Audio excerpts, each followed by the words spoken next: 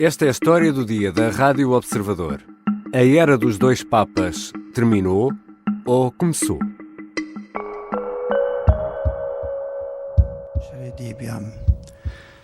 Qua propter bene consus pontes huius actus plena libertate declaro, me ministerio episcopi Rome, successore Sancti Petri, vi permanus cardinalium, die undicesima aprilis bis millesimo quinto commissum, renunciare ita da die 28º februário bis millesimo tredicesimo hora 20ª.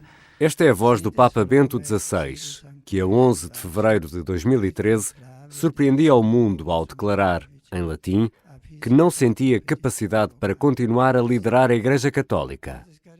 Perante a renúncia, foi eleito um novo Papa, Jorge Bergoglio, que assumiu o nome de Francisco.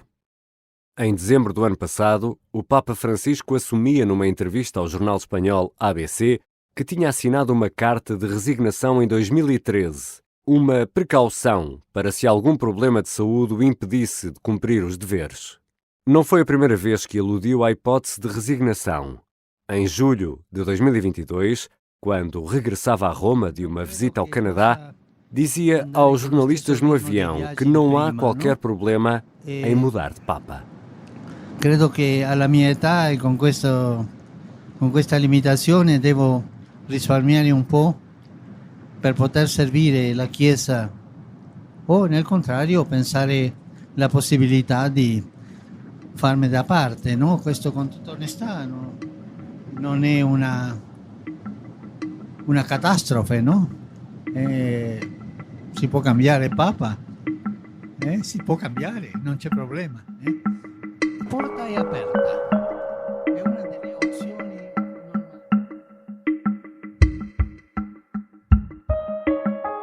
Bento XVI foi o primeiro Papa a renunciar em cerca de 600 anos.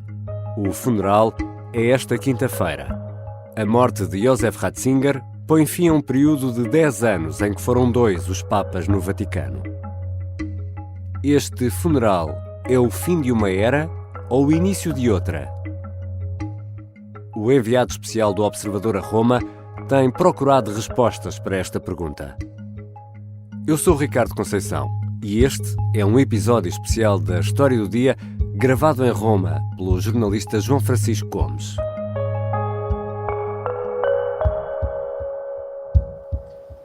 Eu sou o João Francisco Gomes, sou jornalista do Observador e estou na Praça de São Pedro, no Vaticano, onde esta quinta-feira é celebrado o funeral do Papa Emérito Bento XVI. Estou a gravar esta introdução na véspera do funeral. Nesta altura, a Praça de São Pedro está a esvaziar-se. Já fecharam as portas da Basílica de São Pedro, onde o corpo do Papa Emérito esteve exposto durante os últimos 3 dias e por onde passaram quase 200 mil pessoas. Entrar na Basílica de São Pedro é uma experiência de silêncio e reflexão. Uma fila enorme de pessoas que quase dava a volta à Praça de São Pedro, entra pelo lado direito, percorre o corredor central da Basílica de São Pedro até ao lugar onde está exposto o corpo de Bento XVI, fica lá por breves segundos, mas poucos, porque a polícia do Vaticano faz questão de manter a fila em permanente andamento e sai pelo lado oposto, sempre em silêncio. O corpo de Bento XVI está exposto desde segunda-feira, como manda a tradição, com as vestes vermelhas, mas, desta vez, sem o pálio, o típico símbolo da jurisdição do Papa, o que nos lembra que Bento XVI morreu não como Papa em funções, mas como Papa emérito. Neste momento, como se pode ouvir pelo barulho em fundo, já se montam as baias de segurança para aquilo que será uma operação especial esta quinta-feira na Praça de São Pedro. São esperadas perto de 100 mil pessoas no funeral de Bento XVI, que será um funeral inédito. Vai ser a primeira vez, mas talvez não venha a ser a última, que um Papa em funções enterra o seu antecessor. Foi justamente sobre isso que falei esta semana com o diácono português Jorge Oliveira, de 39 anos, aqui em Roma, quando me sentei com ele numa esplanada a poucos metros aqui da Praça de São Pedro. O Jorge Oliveira foi um dos poucos que tiveram o privilégio de estar presentes no Mosteiro Mater Ecclesiae, no domingo, um dia depois de Bento XVI morrer, e de participar naquele que foi o primeiro e mais íntimo velório do Papa Emérito, antes do corpo de Bento XVI ter sido transportado para a Basílica de São Pedro.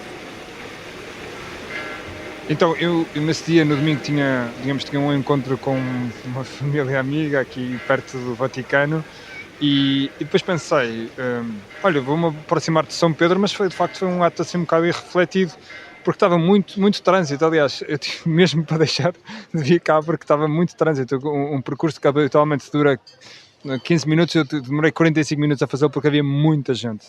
Mas quando cheguei cá, estive na praça, estive a rezar e recebi um WhatsApp de um colega de doutoramento americano que me disse, olha, o mosteiro onde vive o Papa Bento XVI, dentro do Vaticano, a Mater Ecclesia, está aberto para que as pessoas possam ir lá rezar.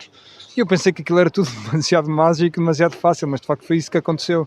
Tive a fazer os controles de segurança, passei os guardas suíços e uma percepção que uma pessoa tem é um sítio tão bonito e onde eu também não vou habitualmente, porque aquilo é um sítio Vaticano. Já de si, só estar ali, para mim foi uma coisa espetacular. Só para enquadrar, o mosteiro onde vivia Bento XVI, portanto, o velório tinha começado ali numa pequena capela, antes do corpo ser transferido para a Basílica. No dia anterior, nesse domingo, estava em Câmara Ardente, na sua capela privada, ou seja, onde Bento XVI morreu, ou seja, na casa onde ele morreu e onde ele celebrava a missa e onde fazia a sua oração. O seu secretário pessoal dizia que aquele era o seu laboratório, ou seja, onde ele trabalhava, de alguma maneira, nos últimos 10 anos. E é um sítio, digamos, muito elevado, ou seja, um sítio muito recolhido, tão elevado que fica ao pé, mesmo ao lado da antena emissora da Rádio Vaticana. Para nós termos um bocadinho uma ideia. Então, desde que nós entramos na zona do Vaticano até chegarmos lá, são 15, 20 minutos a pé. Para nós percebemos também que ele de facto estava recolhido dentro do Vaticano, mas recolhido dentro do Vaticano. Mas era um velório destinado a toda a gente ou essencialmente a pessoas da esfera do Vaticano, digamos assim? Então eu diria que foi um velório um bocadinho especial porque estava destinado a algumas pessoas que trabalhavam no Vaticano, alguns intelectuais. Havia um representante da comunidade judaica que também estava lá a prestar a sua homenagem. 2 ou 3 famílias, mas era descrevo um ambiente de muito sereno, muita paz e muita oração. Impressionaram muito também, digamos, não só o seu secretário que estava, Dom Georg Ganswein, que estava muito tocado com tudo aquilo que estava a acontecer, com as pessoas que estava a receber, e por outro lado também as religiosas que atendem o Bento XVI, que estavam muito desconsoladas. Estavam poucas pessoas nessa capela? Cerca de 30 pessoas, embora depois foram chegando outras, mas quando eu cheguei, não, eu diria entre 20 e 30 pessoas. Honestamente pensei, se calhar sou dos poucos portugueses que está aqui, o único português que veio cá, portanto também me senti nesse momento imbuído de prestar uma homenagem em nome de Portugal àquele Papa que nos visitou com tanto carinho em 2010. E de facto, o secretário dele, que era o Dom Georg Ganswein, era uma pessoa que eu conhecia porque ele é professor na minha universidade. E portanto, não é uma pessoa com quem eu intimava, mas era uma pessoa com quem eu conhecia, e portanto tive um diálogo com ele.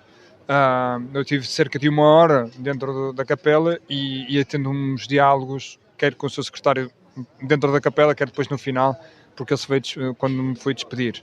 Eu reconheço que quando eu entrei na capela, ou seja, o Papa Bento XVI estava vestido de vermelho, mas com os paramentos muito simples, e chamou-me muita atenção um presépio do lado direito e uma árvore de Natal do lado esquerdo, porque eu pensei... E nada de flores? E não havia flores também. E pensei, mas é estranho, não é? Porque isto não parece um velório, parece uma sala de estar, honestamente. Se calhar foi assim aquele...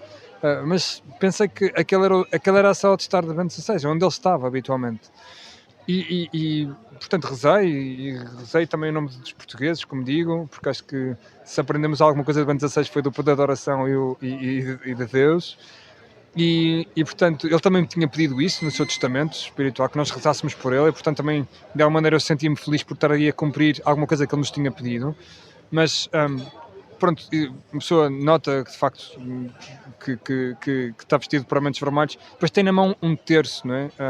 A mim veio-me logo à cabeça Fátima e a sua visita que ele fez em 2010, um terço que tem medalhas, quem sabe se uma dessas medalhas não será de Fátima, pensei eu na altura, não sei, e depois também me impressionou, porque tem nas mãos um crucifixo do João Paulo II, que é, digamos, um crucifixo típico com um Cristo encurvado.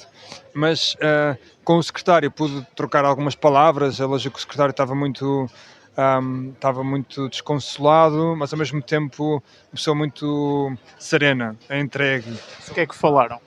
A primeira coisa foi uma coisa que eu não estava à espera, porque ele perguntou-me como é que vai a tua tese.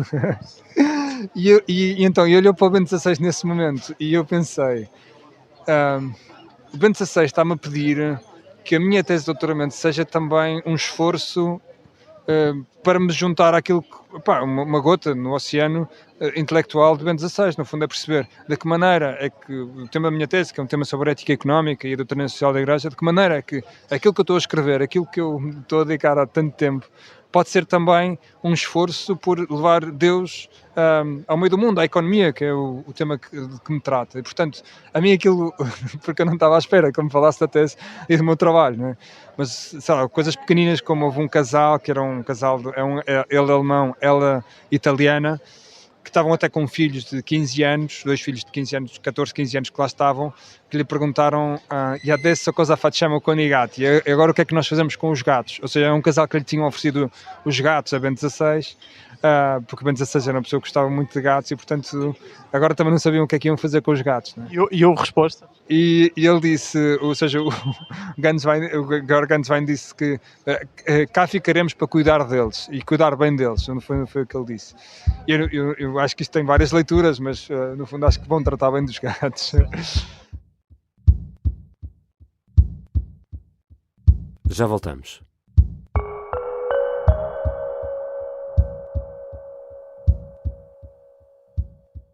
Eu sou a Sónia Simões, sou jornalista do Observador e durante grande parte deste ano de 2022, com o jornalista João Francisco Gomes, dediquei meses a investigar casos de alegados abusos de menores por elementos da Igreja.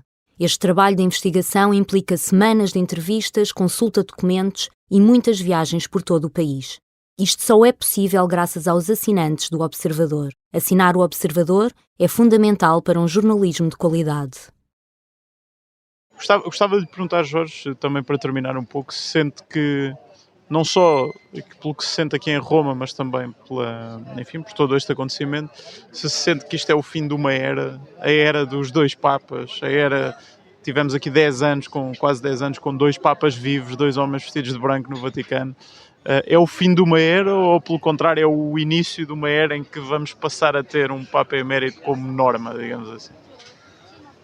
Tenho um bocado de dificuldade de responder, mas eu penso que a entrevista ao Papa Francisco a um jornal espanhol, a ABC, recentemente pode dar algumas luzes. Isto é, o Papa, de facto, atual, o Papa Francisco admite, digamos, resignar. Aliás, ele tem uma carta preparada para o fazer, se o tal justificar do ponto de vista médico. E portanto, acho que, quer dizer, não me estranharia que isso pudesse acontecer. Eu acho que Roma conviveu muito bem com estes dois papas. Acho que elas eram pessoas muito próximas. Como digo, impressionou-me outro dia ter que passar pela casa de Francisco para chegar à casa de Bento XVI. Isso era uma coisa que de facto marca. E eu acho que há uma perfeita continuidade entre os dois. Aliás, a mim estava a fazer outro dia um esforço para me recordar também desta transição, porque eu estive cá, precisamente, quando Bento XVI renuncia em 2013, eu estava em Roma. E lembro-me na altura que o princípio do pontificado do Papa Francisco foi um documento que chama-se Lumen Fidei, um documento que eu já agora sugiro que leiam, porque é um documento muitíssimo bom. E a primeira coisa que faz o Papa Francisco é dizer que este documento foi escrito a 4 mãos, não é? No fundo é com material que Bento XVI que já tinha refletido e com as minhas, digamos, com a minha visão também. Eu acho que isto é uma continuidade perfeita, não é? Eu às vezes penso que, do ponto de vista humano, se a Igreja fosse uma empresa, fosse uma instituição de outro caráter, quem chega de novo quer limpar um bocadinho o passado, ou quer impor o seu estilo. O Papa Francisco não o fez, e acho que sempre teve um convívio também com Bento XVI, e esse convívio abre-nos a porta para que no futuro isto também possa voltar a acontecer. Agora, se vai acontecer ou não, eu acho que só Deus sabe. Mas, quer dizer, volto àquela minha pergunta, sente aquela ideia de encerramento de uma era com a morte de Bento XVI, que deixa agora é a primeira vez que vamos ter o Papa Francisco sem o Papa Emérito na sombra, digamos assim. Quer dizer, há uma coisa que é inédita, é que um Papa celebra o funeral de outro Papa. Isso nunca tinha acontecido na história. Honestamente não sinto que seja uma ruptura, até porque Bento XVI, penso que sabiamente, é lógico que ele era Papa Emérito, mas ele queria estar recolhido, não é? Ou seja, o seu laboratório era uma capela, onde ele passava, onde rezava. Ele escreveu muito pouco, manifestou-se muito pouco, ou seja, ele era uma presença espiritual, era como se fosse um farol para a cidade. Ele estava junto de uma emissora de rádio, por acaso ele vivia junto de uma emissora de rádio, da Rádio Vaticana, e para mim é também uma ideia muito interessante, não é? Que ele emitia umas ondas que se calhar eram invisíveis, mas de oração, de carinho pelos cristãos, mas era uma pessoa que era invisível deste ponto de vista. Portanto, apontava-nos muito para uma ideia de um Deus também que está próximo de nós, mas que é invisível. Fala-se da possibilidade do Papa Francisco vir a regulamentar, por exemplo, o lugar de Papa Emérito. Isso pode significar preparar uma institucionalização desse processo? Nesse sentido, eu se calhar a ruptura deu-se antes, deu-se em 2013, e percebo isso. Agora, se calhar é um acompanhar da ruptura, portanto é uma ruptura um bocadinho mais pensada, um bocadinho mais delineada, mais delimitada por aquilo que o Papa Francisco também quer fazer. Mas eu acho que o Papa Bento XVI esteve tão na sombra, isto é, foi uma pessoa tão discreta, que eu acho que não, pelo menos não corremos esse risco com o Papa Bento XVI. Nós pensamos que temos 2 papas a mandar, como infelizmente na história da Igreja já aconteceu, 2 até 3 papas ao mesmo tempo, em simultâneo, e portanto, mas graças a Deus acho que temos pessoas com um caráter muito sobrenatural, pessoas que rezam muito, pessoas que acreditam que Deus tem mesmo força, e que eu acho que aconteça o que acontecer e o que o Espírito Santo queira, eu acho que isso vai ser sempre o melhor para a Igreja. O Jorge Oliveira tem 39 anos e deverá ser ordenado padre no próximo mês de maio. Até lá, fica aqui em Roma a concluir o seu doutoramento em Teologia Moral na Universidade de Santa Cruz, do Opus Dei, de que ele faz parte. E da conversa com ele, resta uma pergunta. Haverá de facto alguém para cuidar da herança teológica de Bento XVI e, já agora, também dos seus gatos?